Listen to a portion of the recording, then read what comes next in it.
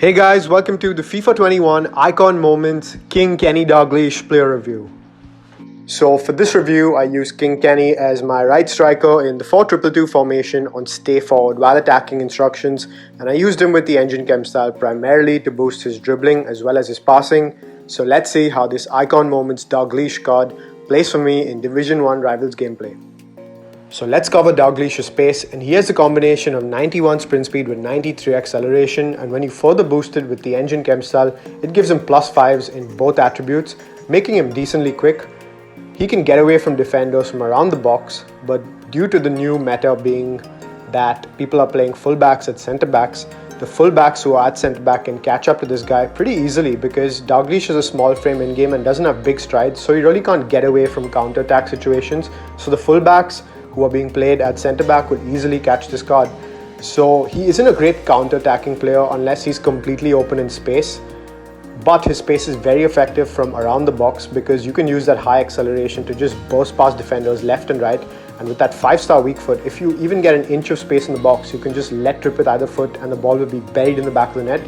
So from around the box, his pace was great, but if you're a counter-attacking player, this card isn't for you. So let's talk about Dalglish's finishing, and honestly I haven't used many players that are better than this card because this guy's finishing was just on another level. He has that signature 5-star weak foot, which is the main selling point for this card, and he can be used competitively because if you get a chance to shoot with him on either foot from inside or around the box, you can just pop it and it will just go straight into the back of the net. This Dalglish card has a flurry of shooting traits like the chip shot taker trait, the outside of the foot shot taker trait, and the long shot taker trait. So you're covered on both distances, short or long range, and he will just bang them in on either foot. Now unfortunately he does not have the finesse shot taker trait, but he has a very high curve stat of 85, and when you further boost it with the engine chem style, it goes all the way up to 90.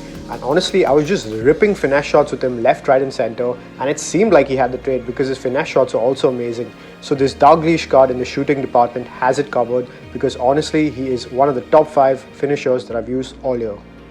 Now let's cover Dalglish's passing, and honestly it was nothing to shout about. It was bang average, nothing more than that. He luckily has the 5-star weak foot, so you can make these short passes on either foot without any worry. So if you keep the passing short, his passing will be absolutely fine, but don't try spreading the play with this card because his passing will let you down from time to time. So let's cover Dalglish's dribbling and overall responsiveness, and I was very pleasantly surprised because he felt very smooth even in slightly delayed gameplay. When you boost his dribbling stats with the engine chem style, it gives him a combination of 99 agility, 92 balance, 98 ball control and 95 dribbling, and he actually felt like that because he was extremely responsive, and I think that's due to a combination of his average body type in game, and plus he stands at 5'8", which is relatively short. So his dribbling was very fluid and I was very impressed with it. I could also chain skilled moves with him and perform the Boba spin very effectively. So overall his dribbling was very impressive and I'm going to mark it down as a huge pro. Now in the physicality department, don't expect too much from this Dalglish card because he stands at 5'8" and he has pretty average strength statistics at 69. It doesn't feel like 69 strength, to be honest. Feels like more like 73-74 strength, which is pretty decent. He could hold his own sometimes against a couple of defenders, but he is a very weak player and his strength isn't a pro at all because he gets bullied very easily by centre backs. The only thing good about him physically is his stamina, which is at 89, and he will last you 90 or even 120 minutes no problem because of those high medium work rates. But overall, physically, Dalglish is a very weak card. Don't expect him to win any headers because he has 81 jumping and stands at 5'8", so he will lose most headers he contests purely due to his height. So he is a bit lacking in the physical department as a striker. I was also very impressed with Dalglish's attacking AI. He has an attacking positioning stat of 96, and to be honest, his attacking AI was phenomenal. He made some insane runs in and around the box, always in space to receive the ball, and overall his attacking AI was causing absolute havoc for my opponent's defenders. So overall this Dalglish card was very impressive as a striker. Amazing attacking AI, decent pace, great dribbling and unbelievably good shooting. You won't get any better finishers than him. They'll all be on par with him because this guy's finishing was just on another planet.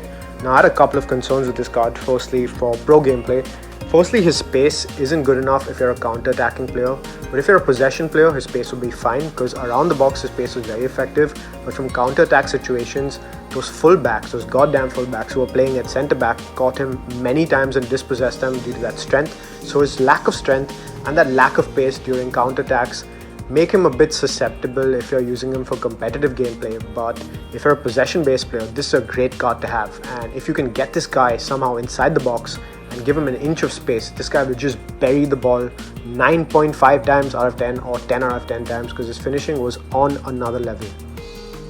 Now 1.5 mil to buy this card off the market, or 1.4 mil to craft this SPC simply isn't worth it in my opinion, unless you have tons of fodder available and can craft this card for under 500k, then it's definitely worth a pickup.